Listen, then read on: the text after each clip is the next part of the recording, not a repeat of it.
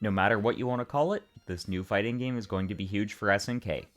For those not in the know, Fatal Fury was one of SNK's biggest arcade games between 1991 and 1999. Over that time frame, 11 different entries were released, plus the 3 Art of Fighting games and the yearly releases for the King of Fighters between 1994 and 2003. Needless to say, SNK were saturating the market with fighting games during the 90s and early 2000s.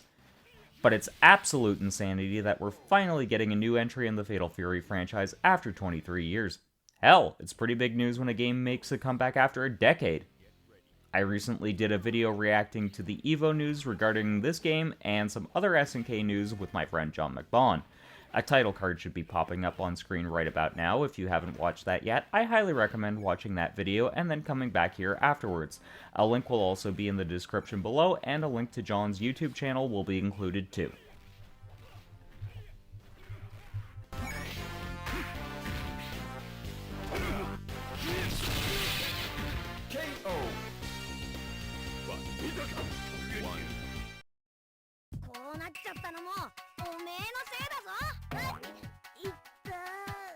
Get ready. Survive!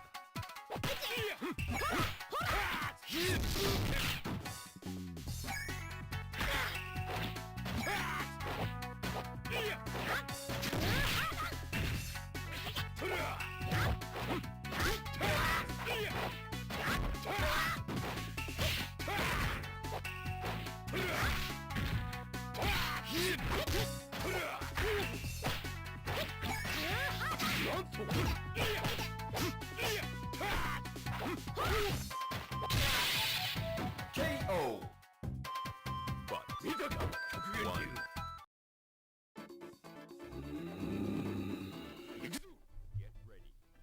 So, here's news item number 1. Terry Bogard has been confirmed as part of the roster. While that was pretty much a given, since Terry is of course the main character for this franchise, it's nice having it confirmed.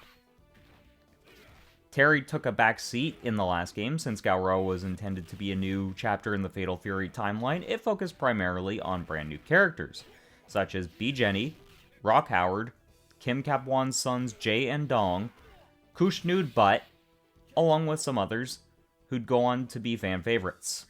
However, it's noteworthy that Terry is the only returning character from the franchise. Thank God we didn't have to deal with the no mai no buy part of the fandom until KOF 12. So this is definitely something fans are going to be happy about. This all brings us on to news item number 2. So what is news item number 2?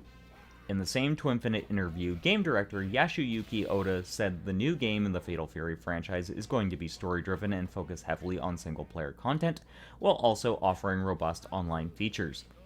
This is definitely going to make fans of SNK's previous games insanely happy, especially since the reaction to KOF 15 was that it was incredibly light in terms of single-player content. During their heyday, SNK games were known for being rather rich in terms of storyline. Also, when Oda returned to SNK, one of the stipulations was that he'd be allowed to make a new entry in the Fatal Fury series. So what does this mean in terms of story? As stated before, 23 years between games is a very long time. Also, it's not like it'll be easy to just hop into the story if this game is a direct sequel to Godo Mark of the Wolves. So what are some options SNK could consider for setting up future storylines in the Fatal Fury series? The first option they could consider is a large amount of promotional material before the game's release.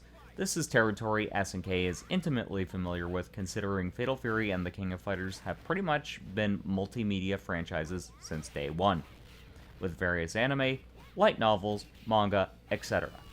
This could certainly be an option to consider, however, it probably isn't the best one, for various reasons. These reasons include fans not being able or willing to hunt down all the material, and a lot definitely won't be interested in picking up previous Fatal Fury games, so those options are out.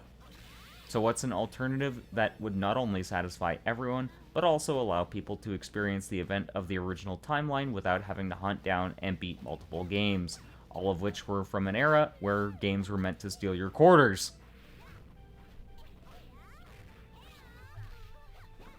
The second option, and the one I personally feel is the best one, would be to essentially remake the original Fatal Fury games as part of the story mode.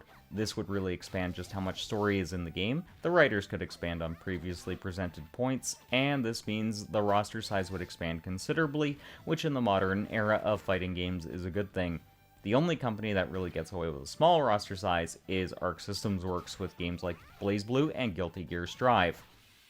While this might not be entirely the best option to remake Fatal Fury in terms of its sequel, at least it would be an option that would allow newcomers to not feel overwhelmed.